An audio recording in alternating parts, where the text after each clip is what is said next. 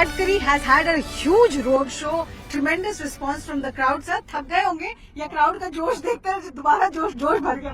Crowd में इतना उत्साह था, अपनापन था कि उससे मेरा थकावट चली गई। लोगों का प्रेम और लोगों का विश्वास यही राजनीतिक नेताओं के लिए सबसे बड़ी पूंजी होती है। मैं भाग्यवान हूँ कि लोग मेरे पर जात पंथ धर्म भाषा न देखते हुए जो प्रेम करते हैं, और जो मैं कहता था कि मैं जात पंथ धर्म भाषा और पार्टी के बियॉन्ड काम करूंगा, वो मुझे अनुभव हुआ। और मैं यही कहता था कि मैं नागपुर का और नागपुर मेरा। तो मुझे इसका आज झोपड़पट्टी में गरीब लोग, दिव्यांग और सीनियर सिटीजन बेचारे खड़े थे, और जो प्रेम उन्होंने व्यक्त किया, निश्चित रूप से मैं कभी वो ऋण चुका नहीं सकता। सर, आपने जिस तरीके से बताया, आप सबका साथ सबका विकास में विश्वास करते हैं, लेकिन जो आपके खिलाफ खड़े हैं वो शायद जातिगत समीकरणों पे विश्वास कर रहे हैं। दलित वोटर्स हो गए, मुस्लिम वोटर्स हो गए, ट्राइबल वोटर्स हो गए, उनकी संख्या नागपुर में काफी ज्यादा है, बट फिर भी आपको लग रहा है 5 लाख पार है इस बार? देखिए, जो लोगों को जात पंथ धर्म भाषा लोग होशियार हो गए, वो अपना भविष्य, अपना विकास जिस पार्टी और जिन नेता में उसके प्रति विश्वास होता है, उसी के साथ जुड़कर काम करते हैं। ऐसी जात वही लोग आगे लाते हैं जो अपने काम पर चुनाव नहीं लड़ सकते। ये हर बार होता है, इसका कोई फर्क नहीं पड़ेगा। मुझे लगता है कि लोग जात पंथ और धर्म और भाषा सब छोड़कर मुझे सपोर्ट करेंगे और मेरी मार्जिन रिकॉर्ड ब्रेक मार्जिन होगी, ऐसा मुझे विश्वास है।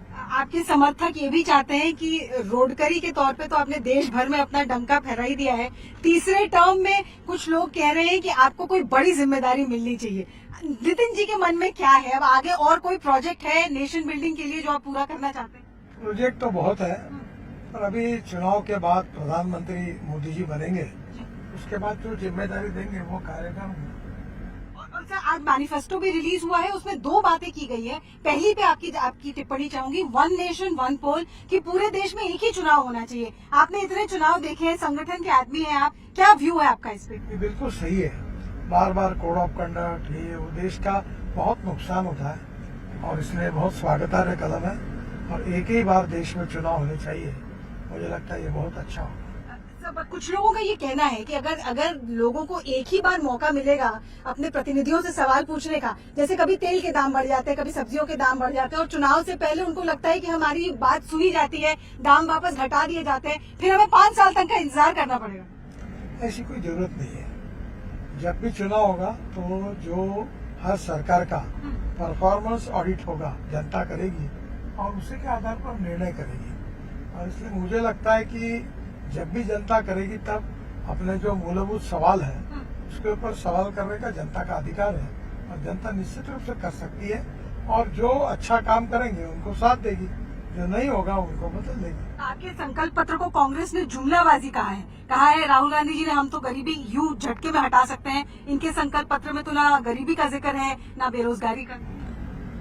तो उनको सीरियसली जनता नहीं लेती, तो हमने सीरियसली लेके उनकी बातों का जवाब देने की कोई जरूरत नहीं है। वो पार्टी लगभग समाप्ति की कगार पर है, और मुझे लगता है फ्रस्ट्रेशन और निराशा में वो विरोध करने के लिए कुछ बोलते रहते हैं।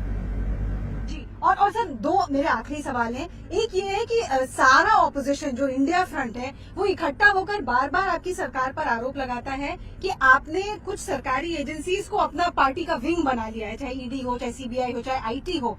उसका जवाब आप कुछ देना चाहेंगे? क्योंकि अभी भी वो यही बात कर वो गलत बोल रहे हैं। एजेंसी अपने अधिकार के अनुसार काम करती है, उसमें हमारी मंत्री, प्रधानमंत्री, राजनीतिक नेता कोई हस्तक्षेप नहीं करते। इतना मैं विश्वास के साथ आपको बता सकता हूँ। और यूनिफॉर्म सिविल कोड सर, वो लगता है एक पेंडिंग एजेंडा रह गया है पिछली। पूरे वर्ल्ड में अनेक देशों में एक ही सिविल कोड होता है, और ये अनेक मुस्लिम देशों में भी एक ही कोड है। तो अब इसका सभी लोग स्वागत करेंगे, और एक ही कोड होना हमारे देश के सामाजिक आर्थिक परिवर्तन में एक बहुत अच्छी पहल होगी, और लोगों का इसको बहुत अच्छा सपोर्ट मिलेगा, ऐसा मेरा विश्वास है। आपने क्योंकि अंतर्राष्ट्रीय परिप्रेक्ष्य की बात की, तीसरे टर्म में आप भारत को विश्व गुरु के रोल में कैसे देख रहे हैं? बहुत सारे युद्ध हो रहे हैं, यूक्रेन रशिया चल ही रहा था, अब इजराइल और ईरान का भी शुरू हो गया।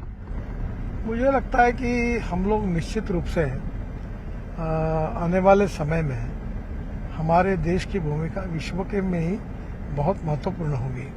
हमारे G20 में हमारा ये था कि पूरा विश्व हमारा विश्व का कल्याण हो। हमने कभी ये नहीं कहा कि हमारा कल्याण हो। हमारा इतिहास, संस्कृति और विरासत विश्व के कल्याण की बात करते हैं और इसलिए भारत के नेतृत्व में निश्चित रूप से शांति प्रस्तावित करने की कोशिश विश्व में होगी और उसमें सफलता मिलेगी। तो इन सारी बातों का निष्कर्ष यही निकाला जाए कि नितिन गडकरी जी भी कन्विंस्ड है अब की बार 400 पार और नागपुर में 5 लाख पार? 100% बिल्कुल कन्विंस हूँ और हम ये मोदी जी के नेतृत्व में 400 पार पूरे करेंगे और नागपुर में मैं 5 लाख से ज्यादा वोटों से निश्चित रूप से जीतूंगा। हमारी बेस्ट विशेष सर आपको। Nitin Gadkari there popularly called road करी on the highway to yet another win perhaps, very confident and predicting that not only will it be अब की बार 400 पार for BJP 3.0 but for him personally in Nagpur it could well be अब की बार 5 लाख पार। With Arpit Seth, this is Arunima.